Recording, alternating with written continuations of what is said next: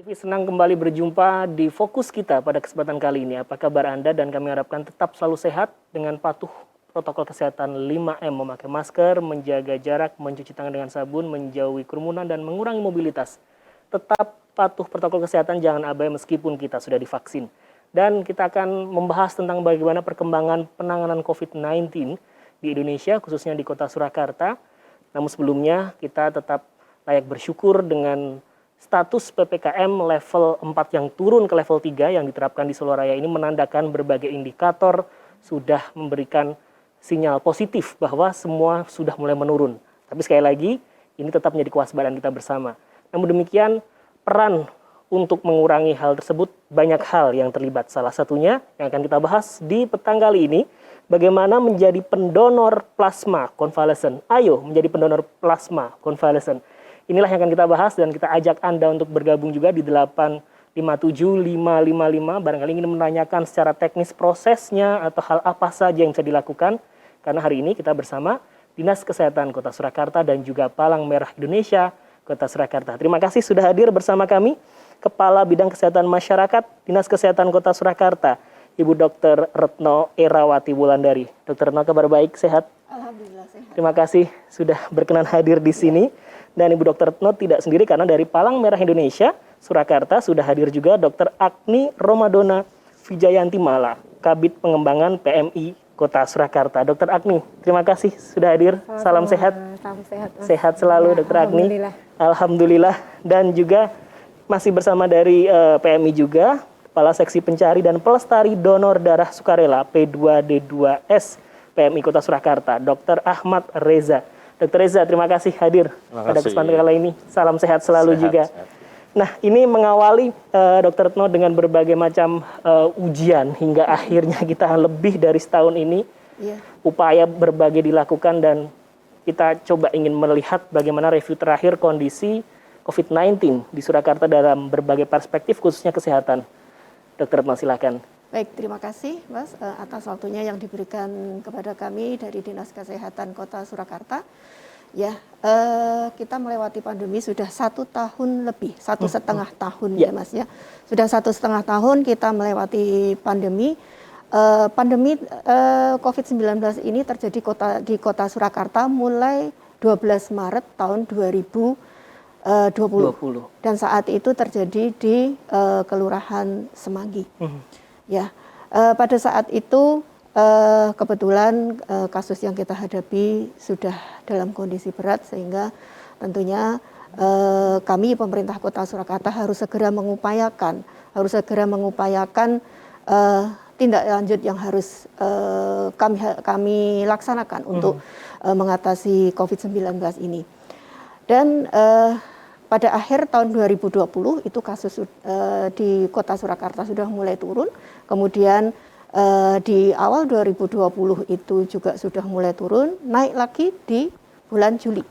Bulan Juli itu kasus di Kota Surakarta naik lagi menjadi amat sangat tinggi, sehingga bor di rumah sakit kami pun juga mencapai 98% pada saat itu di bulan Juli ya. Di bulan Juli angka keterisian rumah sakit sendiri amat sangat penuh dan baik itu yang ada bor di isolasi maupun di ICU COVID kami sangat tinggi sehingga hal ini mendorong kami untuk bisa mengupayakan lebih lanjut bagaimana kita harus menangani pasien COVID ini dengan lebih baik.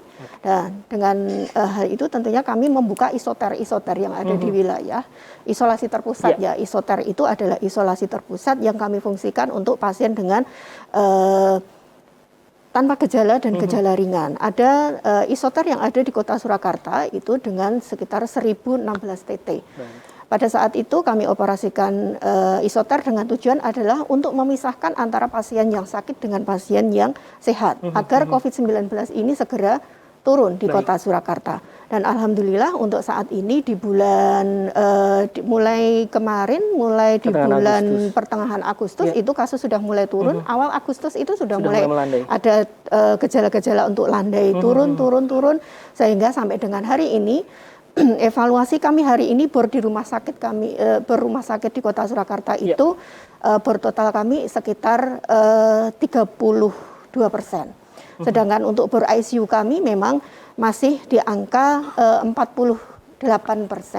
Kenapa? Karena Kota Surakarta ini adalah merupakan pusat rujukan dari kabupaten di sekitar kita, ya di Solo Raya, merupakan rujukan di Solo Raya, sehingga pasien-pasien yang sudah tidak bisa tertangani di kabupaten di sekitar kita akan dirujuk ke Kota Surakarta, sehingga yang namanya dirujuk pasti kondisinya sudah ini ya, sudah berat, sehingga begitu datang ke rumah sakit di Kota Surakarta itu sudah dalam kondisi berat dan membutuhkan ICU, sehingga bor ICU kami memang masih di angka 48%. Tetapi ini sudah turun dibandingkan di bulan Juli itu bor ICU kami 100%. Jadi sudah 50% lebih turunnya. Ini adalah satu hal yang patut kita syukuri dan terima kasih atas kerjasamanya dari semua lintas sektor yang ada di Kota Surakarta dan juga masyarakat di Kota Surakarta tentunya yang membantu kami dengan mematuhi protokol kesehatan. Itu yang terpenting, Dr. Retno. Ya, memberikan gambaran yang memang 3 bulan terakhir sangat harus kita lewati dengan begitu keras, bekerja lebih keras dan berbagai macam upaya dan sinergi dengan masyarakat, inilah juga hal yang penting. Termasuk barangkali yang dirasakan Dr. Agni di PMI. Tentu 3 bulan terakhir bukan hal yang ringan, dokter. Tidak seperti ya memang kita tetap melakukan pelayanan sosial juga, namun ada hal yang harus lebih dilakukan di 3 bulan terakhir. Boleh cerita dulu Dr. Agni dari permohonan atau mungkin tingkat yang harus dikontribusikan khususnya di plasma konvalesen ini? Kalau tadi Dr. Retno mengatakan bahwa Maret ya masuk ke Solo, di PMI kami ada permintaan plasma itu sekitar Juni, Mas. Jadi sekitar Juni itu baru ada masuk permintaan plasma. Memang di Juli itu memang yang paling banyak. Sehari itu permintaan plasma bisa sampai 60 sampai 70 permintaan.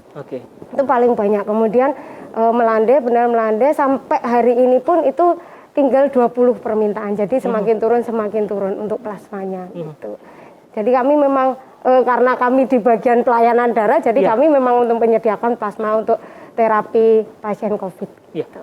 Secara pelayanan sendiri sebenarnya plasma konvalesen sudah mulai digunakan warga Kota Surakarta mulai kapan nih Dr. Agni? Juni. Ya, Juni itu 2021, surat permintaan 2020. 2020. Artinya tahun lalu bulan Juni sudah dilakukan itu. Dan dengan demikian memang respon cepat ketika Maret 2020 sudah ada kasus pertama.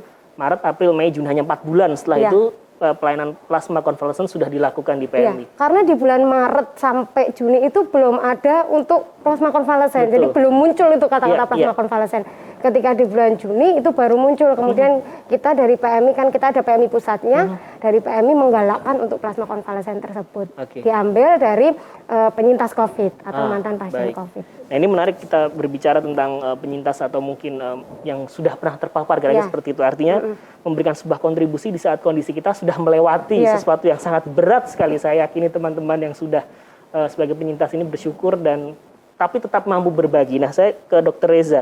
Nampaknya memang ini juga perlu sosialisasi awal ketika itu, Dr. Reza. Tidak mudah juga untuk meyakinkan masyarakat, baik pendonor maupun penerima donornya. Mungkin edukasi apa pertama yang dilakukan oleh PMI? Jadi kalau sedikit saya bercerita, kalau tadi Dr. Agni bilang di Juni 2020, itu yang memang masa-masa kalau saya sebagai pencari pelestari yang susah di situ. Jadi belum semua orang mau terbuka, Mas. Di awal pandemi yang gelombang pertama serangan itu masih sangat banyak orang yang takut. Walaupun kita sebenarnya sudah edukasi, kita masuk ke medsos, kita datang ke suatu instansi yang di sana mungkin banyak penyintas sebenarnya. Tapi tetap banyak cara penolakan pribadi nanti stigma di masyarakat. Nah, dia selama ini menyembunyikan, ternyata dia positif dan sebagainya. Itu susah di awal-awal, tapi ketika yang gelombang kedua ini sudah lebih mudah mengedukasi. Jadi bahkan banyak orang yang tanpa diedukasi pun dia tertarik karena sudah banyak di sosial media dan sebagainya. Jadi pas awal itu pandemi kita mulai Juni Juli kita mencari itu susah. Dari kami mendapat awal itu dari 10 penyintas, kami screening pun yang lolos cuma 1 di awal-awal tersebut. Itu 10 itu yang berminat yang mau. Yang betul-betul secara kesadaran dan mau. Kami udah masuk ke lintas sektoral mulai TNI, Polri, di suatu pabrik, di Karang Taruna yang ada beberapa penyintas yang tahu tapi ya tetap nggak mau, maksudnya belum mau. Ada yang mau 10 orang, yang lolos cuma 1 waktu itu. Itu Baik, salah adalah satu. proses ketika edukasi Betul. awal. Kita akan jeda terlebih dahulu tentu dengan dialog kita hari ini akan mencoba lebih memberikan gambaran kepada Anda pemirsa khususnya yang memang sekali lagi hal yang dikontribusikan dalam kondisi saat ini dapat dilakukan oleh siapapun termasuk para penyintas COVID ini dapat memberikan plasma konvalesennya dalam hal membantu saudara-saudara kita yang lain juga. Tetaplah bersama kami.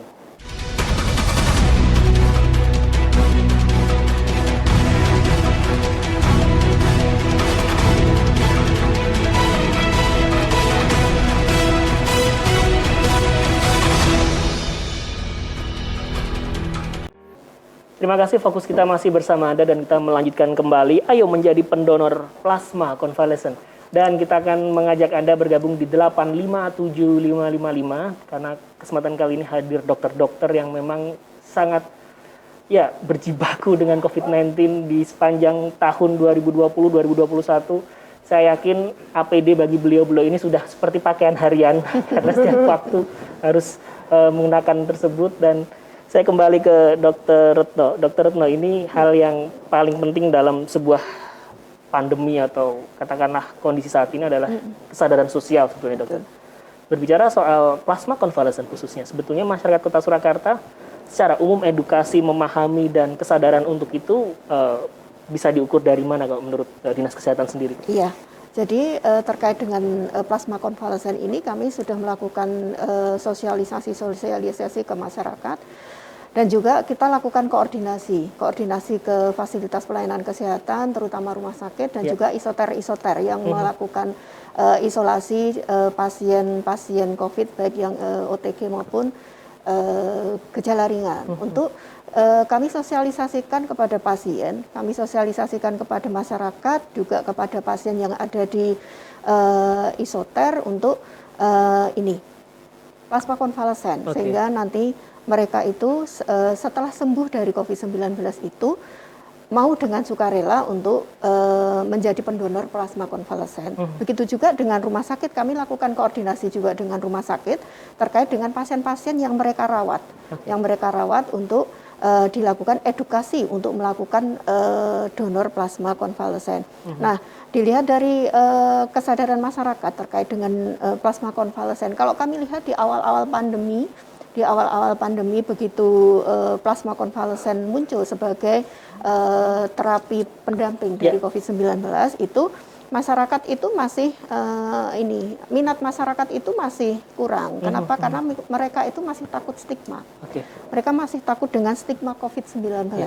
Tetapi di akhir-akhir ini alhamdulillah masyarakat sudah mulai sadar, mereka sudah mulai terbuka dengan statusnya mereka sebagai penyintas dan mereka sudah mau berinisiatif sendiri dengan sukarela untuk menjadi pendonor plasma konvalesen. Jadi tentunya hal ini sangat membantu kami pemerintah Kota Surakarta di dalam upaya-upaya untuk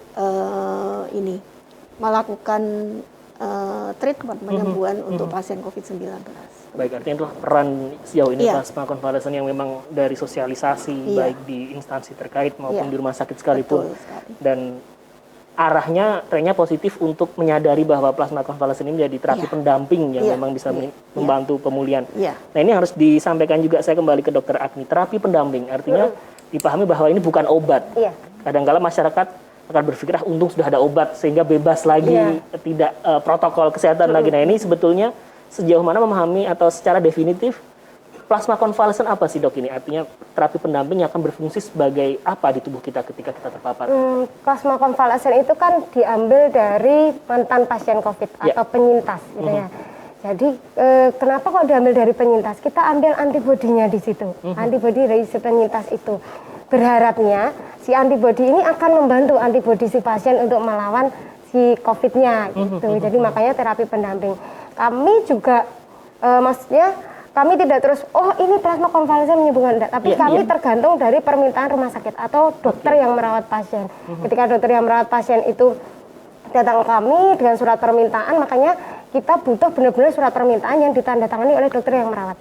Jadi kalau hanya pihak keluarga yang meminta, kita tidak menerima. Tetap harus ada surat permintaan dari rumah sakit, ditandatangani dokter yang merawat. Nah ini barangkali ke Dokter Reza. Secara proses dari awal, dokter tadi sudah disampaikan tentang surat resmi dari dokter yang memang akhirnya memohon untuk adanya plasma konvalesen.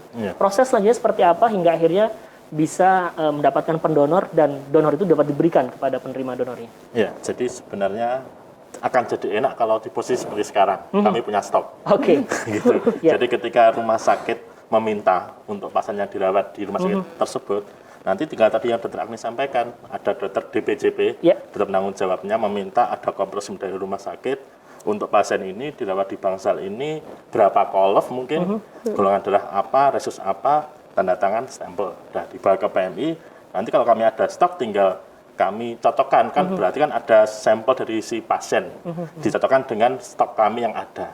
Sama-sama B dicocokkan, cocok sudah keluar. Nah, kemarin yang pas pandemi puncak-puncaknya itu, kami tidak ada stok sama sekali, kosong. Jadi permintaan banyak sekali sampai sempat antri ratus, 200 antrian. Nah kami harus, si keluarga ini harus mencari donor, donor pengganti istilahnya. Donor pengganti belum tentu dari keluarga, kadang dari teman, sahabat, atau mungkin diviralkan di medsos, dibutuhkan tersebut. Itu untuk alurnya. Jadi kalau sekarang kan sudah ada stok, jadi mau dari luar kota, dari dalam Solo, berapapun, golongan darah apapun, kami ada, lebih cepat juga prosesnya. Oke, artinya memang dalam keadaan, kita anggaplah keadaan yang memang landai dan keadaan waktu sedang tinggi-tingginya kemarin. Saat landai ada stok, demikian kalau yang tinggi kemarin memang ada semacam screening yang lebih ketat lagi kah atau bagaimana? Kalau untuk screening sama aja. Karena kita ada patokan juga dari UTDP, dari Unit Transfusi Darah Pusat itu mengeluarkan patokan, screeningnya seperti apa, syarat donor plasma itu dari penyintas, orang yang pernah sembuh dengan bukti konfirmasi PCR, awalnya PCR harus PCR, terus kemudian boleh dengan antigen, dinyatakan sembuh negatif PCR juga pada awalnya, akhirnya karena perubahan level juga jadinya bisa dengan antigen, atau diganti dengan surat sehat, atau bebas isolasi mandiri. Termasuk berat badan minimal ada berapa itu sama, semuanya ada, iya ada aturannya, dan hampir di semua PMI juga sama. Gitu. Nah ini yang sudah dapat kita tangkap dari sini, memang ada prosedur-prosedur yang harus kita pahami bersama bahwa sekali lagi memang ditunjukkan dengan hasil positif dari PCR maupun sekarang antigen sudah diperbolehkan. Demikian juga hasil negatif atau sudah sembuh setelah melewati masa ketika terpapar COVID-19. Dokter Retno, kalau melihat proses yang sudah memang berjalan sampai sejauh ini, dokter menilai masyarakat tergerak dengan komunitasnya, dengan kesadarannya itu, apakah sangat membantu untuk proses kedepannya, Dokter Retno?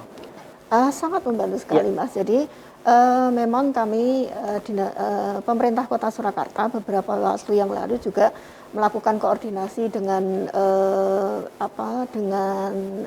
TNI. Dan lewat Kodim, kemudian juga koordinasi lewat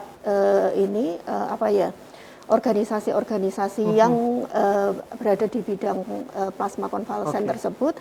Harapannya adalah kita bersama-sama menggandeng masyarakat, menyadarkan masyarakat untuk mau berperan serta di dalam mendonorkan plasma konvalesennya tersebut bagi penyintas COVID-19 itu. Dan tentunya hal ini kita sudah mulai melihat hasilnya. Kita sudah mulai melihat hasilnya dengan tumbuhnya kesadaran masyarakat tersebut untuk menjadi pendonor plasma konvalesen tersebut. Ya. Oke, ini yang menjadi hal penting bahwa memang gerakan dari masyarakat sudah seiring sejalan juga dengan program-program dari pemerintah Kota Surakarta. Kita akan jeda terlebih dahulu, tentu akan menanyakan kembali dari PMI. Saya yakin 3 bulan terakhir banyak sekali informasi-informasi di status WhatsApp kita, sosial media kita untuk bantuan donor konvalesen dan lain sebagainya. Sebetulnya bagaimana memanajemen informasi agar sekali lagi ini penting, dan apakah itu terjadi juga di PMI ketika pemohon ini datang secara pribadi karena sudah saking terdesaknya. Nah ini mungkin saya ingin ngobrol-ngobrol juga dengan Dr. Agni dan Dr. Reza. Saya akan kembali setelah yang satu ini, jangan kemana-mana.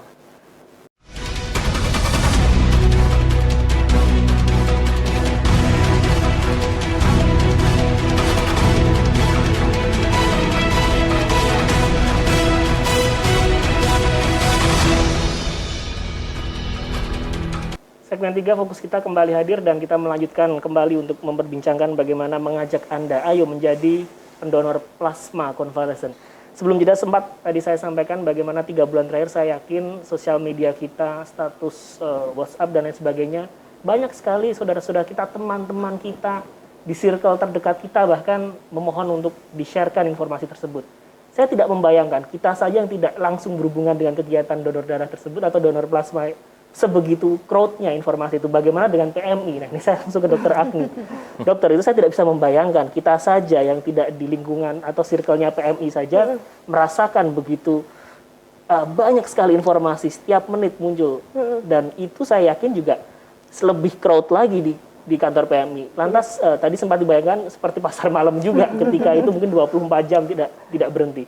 Bagaimana memanajemen informasi Dokter Agni ketika pemohon masuk baik yang resmi atau apakah ada juga yang saking terdesaknya karena kondisi keluarga yang sudah yang mungkin harus segera ditolong itu harus memohon betul-betul ke PMI. Apa ini yang menjadi cerita waktu itu? Banyak yang kayak gitu, jadi dari pihak keluarga langsung datang ke PMI minta itu, tapi kami tetap harus ada surat permintaan dari rumah sakit.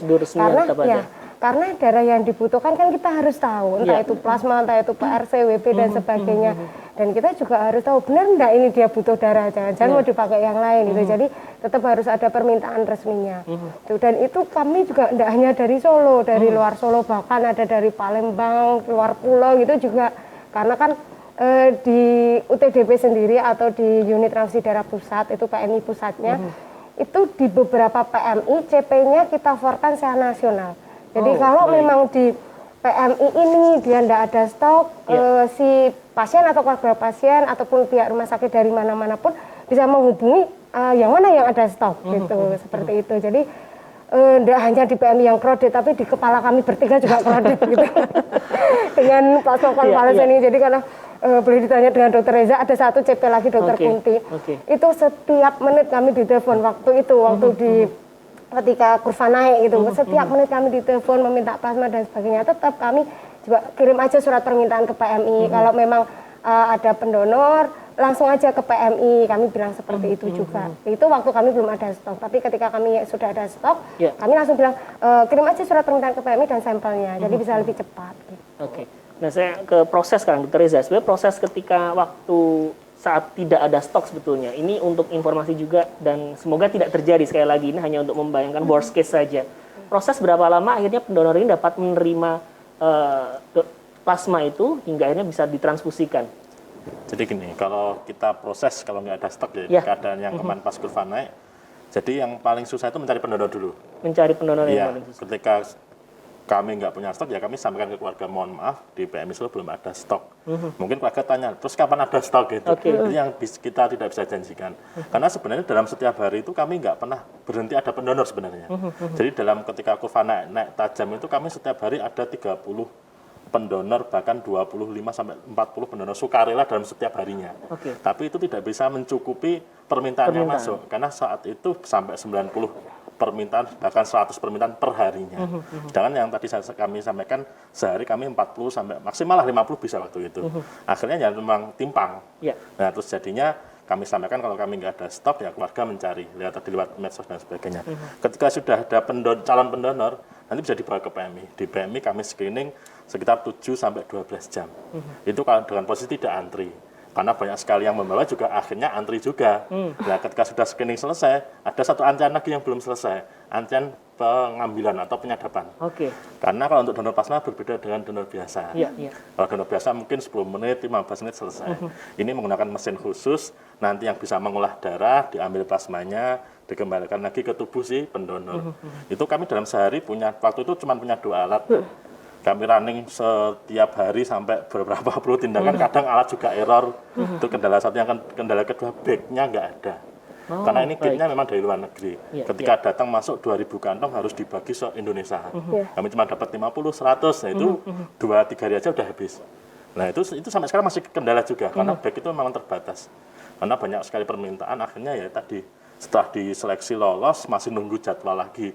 Dulu waktu 2 mesin jadwal nggak sehari 2 hari. Bahkan lolos hari Minggu baru dijadwal hari Rabu sempat. Nah, sekarang beda, kami punya mesin ada 5 running, bisa running 4 sampai 5. Bisa mungkin kalau sekarang lolos screening, besok bisa donor bisa. Artinya memang proses itu yang harus dipahami masyarakat bahwa sekali lagi kita tidak menginginkan itu terjadi yang jelas. Artinya memang proses itu harus tetap kita sadari bahwa tidak semudah memang proses donor darah biasa juga. Maka dari itu mari kita sama-sama untuk tetap menjaga protokol kesehatan dan memang banyak cita-cita yang mungkin sedih ya, dibilangnya mungkin belum dapat, tapi akhirnya diinfokan mohon maaf sudah tidak usah didonorkan karena keluarga kami sudah akhirnya tiada seperti itu. Itu yang mungkin saya yakin yang paling hari membuat kita terpukul, termasuk tim dari Dinas Kesehatan, PMI juga. Itu kadang bukan orang lain, keluarga kita sendiri. Dan betul. Jadi kita yang kerja di PMI pun kita nggak ada memprioritaskan, saudara dikasih, ya memang susah. Semuanya memang sedang dalam kondisi yang dan itu nasional, nggak hanya di Solo. Kita ke Semarang juga anjanya banyak, Surabaya juga luar biasa.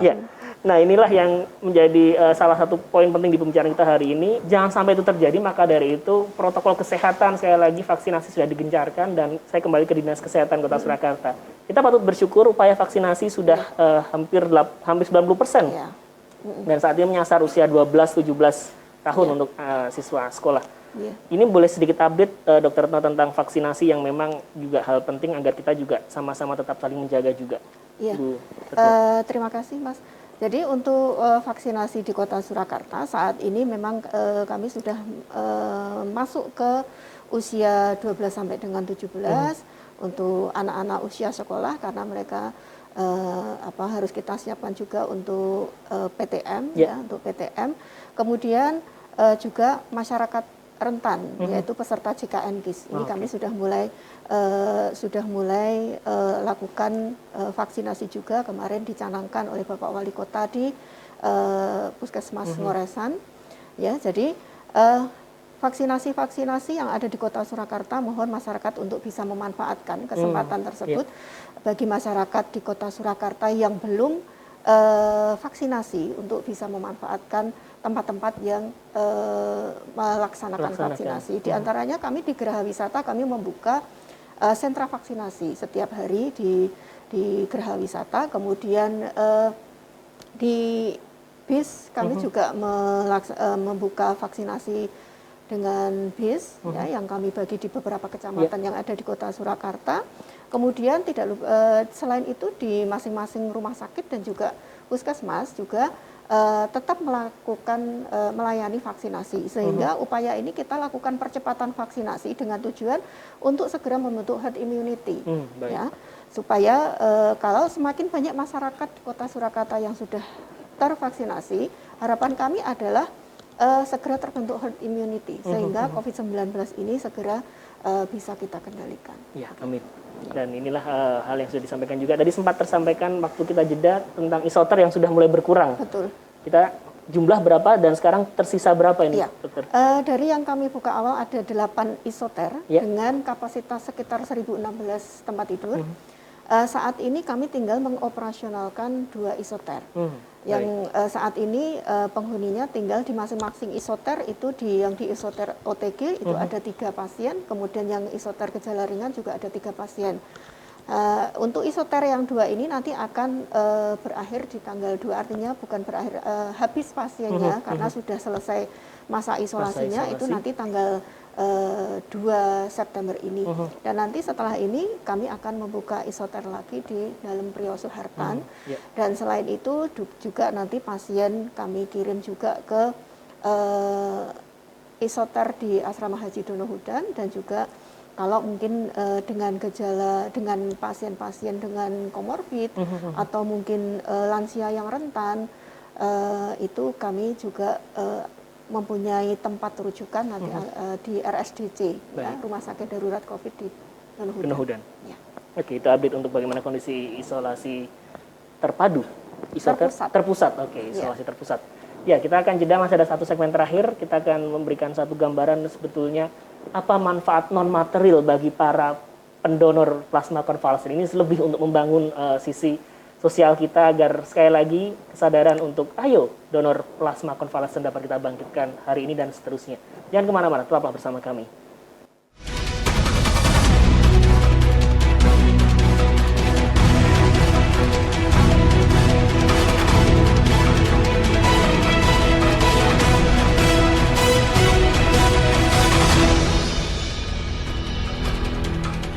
Terima kasih Anda masih bersama kami dalam fokus kita dan kita sudah masuk di segmen terakhir. Tentu sudah banyak perbincangan yang disampaikan baik dari Dinas Kesehatan Kota Surakarta maupun dari Palang Merah Indonesia Kota Surakarta. Di segmen ini mungkin sangat terbatas waktunya, namun hal yang paling penting adalah bagaimana untuk bisa dan mampu mengajak kepada saudara-saudara, teman-teman kita untuk memberikan kesadaran bahwa mendonor plasma konvalesen ini adalah suatu hal yang sangat berharga dan mulia sekali kali ini. Saya awali dari Dr. Reza, karena yang sering berhubungan langsung dengan para pendonor, sebetulnya hal non-material apa ketika kita bisa mendonorkan dan bisa mampu menyelamatkan orang lain, dan hal apa ini yang bisa dirasakan oleh para pendonor-pendonor ini yang sering cerita juga ke Dr. Reza barangkali. Silahkan dokter. Jadi kalau cerita mereka itu macam-macam. Ya. Saya punya satu pendonor itu dia sudah donor plasma 11 kali 11 kali. dan dia selalu sukarela. Oke. Saya sebut namanya aja, namanya Mas Agung. Rumahnya jauh Klaten. Dia itu donor selalu sukarela, datang sendiri dan nggak pernah ini saya mau untuk saudara, itu enggak. Dia memang selalu untuk saya, untuk siapa terserah dok yang membutuhkan. Dia itu punya cerita yang menarik karena dia gini, saya tanya ke Mas Agung itu, Mas kenapa kok semangat sekali? Karena saya percaya dok, ketika saya menolong orang itu nggak perlu tahu siapa yang menolong dia. Saya nggak pernah berharap, tapi saya nanti yakin apa yang saya minta dengan saya menolong orang nanti akan dibantu dengan Allah, dengan dikasih yang lain. Jadi saya tahu ibadah saya mungkin nggak bagus, sholat saya mungkin kurang, tapi ketika saya bisa menolong orang, nanti kekurangan saya akan ditutupi dan permintaan saya juga akan dikabulkan insya Allah. Dan dia waktu itu istrinya program hamil, dia menikah 3 tahun lebih belum punya keturunan. Pas donor ke-9 dia cerita ke saya, dok alhamdulillah ini istri saya hamil. Mungkin ini bagian dari doa-doa orang-orang yang pernah saya tolong gitu. Terus rasanya saya itu Ya, sebuah cerita yang memang dari Mas Agung dari Klaten ini yang memberikan satu semangat dan mengapresiasi juga tentu dengan apa yang dilakukan. Mungkin singkat saja harapan untuk para pemirsa yang lain agar tergerak juga, Dr. Reza. Ya, kebetulan saya juga penyintas. Saya pernah donor plasma juga. Jadi ketika kita pernah kena COVID, rasanya nggak enak. Apalagi yang bergejala seperti saya dulu. Nah, ketika kita sudah sembuh, kita bisa bermanfaat, berkah menolong orang, itu sangat luar biasa. Belum tentu memang plasma kita akan menyelamatkan nyawa orang tersebut. Tapi itu sudah ikhtiarnya kita, usaha kita untuk menolong yang lain. Itu. Terima kasih Dr. Reza. Dr. Agni silahkan, ini sama juga mungkin yang memberikan satu semangat dan harapan untuk mengajak bahwa dengan donor plasma konvalesen ini mampu menolong dan menyelamatkan saudara kita. Kalau saya menjadi seorang pahlawan itu tidak hanya berperang di medan laga. Ketika Anda menyumbangkan darah Anda dan bisa membantu sesama, itu juga sebuah pahlawan. Itu adalah hal yang sangat luar biasa sekali. Kita mampu menjadi pahlawan tentu saja dalam kondisi apapun, termasuk dengan menyumbangkan apa yang ada di diri kita saat ini. Terima kasih. Dr. Retno, harapan untuk warga di Kota Surakarta, khususnya dalam mendukung program pemerintah dalam hal ini untuk memutus dan juga mengurangi penularan COVID-19. Ya, untuk masyarakat Kota Surakarta tetap jaga protokol kesehatan, jangan abai meskipun pada saat ini kasus sudah turun, tapi tetap jaga protokol kesehatan. Dan untuk masyarakat Kota Surakarta yang belum vaksinasi, silakan untuk segera melakukan vaksinasi di tempat-tempat yang sudah disediakan oleh pemerintah Kota Surakarta. Dan untuk masyarakat penyintas COVID-19, mari donorkan plasma konvalesen Anda untuk membantu sesama penderita COVID, untuk membantu menyelamatkan mereka. Terima kasih sekali Dr. Retno, Dr. Agni, Dr. Reza, tetap berjuang untuk Indonesia, untuk Kota Surakarta, dan saya yakin perjuangan beliau-beliau dan juga rekan-rekan tenaga medis di luar sana akan terjawab dengan indah, dengan sekali lagi kontribusi kita juga bersinergi dengan para tenaga medis yang terus berjuang untuk memutus dan mengurangi penyebaran COVID-19 dengan kita tetap menjaga protokol kesehatan. Akhirnya perbincangan ini sudah memberikan satu inspirasi dari sosok Mas Agung yang tadi disampaikan bahwa donor ibarat sebuah ibadah, bahwa kita akan mendapatkan hal yang tidak kita duga dengan apa yang sudah kita berikan dengan ikhlas. Dan donor pun juga menjadi sebuah upaya kita menjadi pahlawan dengan cara-cara kita masing-masing dengan apa yang kita miliki. Hingga ini menjadi hal yang sangat penting, dan upaya dari pemerintah Kota Surakarta pun terus mengajak. Mari masyarakat warga Kota Surakarta khususnya untuk menjadi pendonor plasma konvalesen. Saya Pandu Syah pamit, tetap terapkan 5M, memakai masker, menjaga jarak, mencuci tangan dengan sabun, dan menjauhi kerumunan, dan mengurangi mobilitas. Jangan abai meskipun kita sudah divaksin, dan semangat untuk vaksin demi memutus penyebaran COVID-19. Dan jangan lupa, ayo donor plasma konvalesen. Sampai jumpa.